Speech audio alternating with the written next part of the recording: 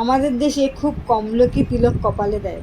আমরা সাধারণত দেখি বয়স্ক মানুষদের তিলক কপালে দিতে, কিন্তু ধর্ম মানুষের বুড়ো বয়সে করার জন্য নয়, শিশুকাল থেকে মৃত্যুর আগে পর্যন্ত আমাদের হরিনাম করা উচিত।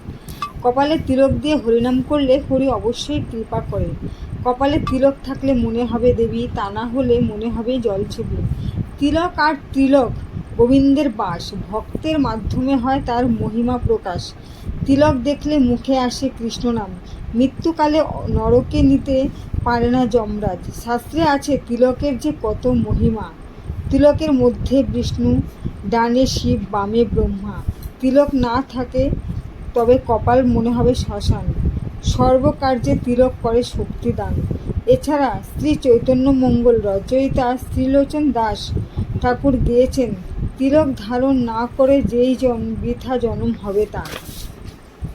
এছাড়া বিজ্ঞানীরা গবেষণা করে জানতে পেরেছেন, চন্দন তিলক মস্তিষ্ক ঠান্ডা রাখে, ধৈর্য শক্তি বৃদ্ধি করে, মনকে শান্ত রাখে। অর্থাৎ সকল সনাতন ধর্মাবলম্বীদের কপালে চন্দন তিলক পরা উচিত।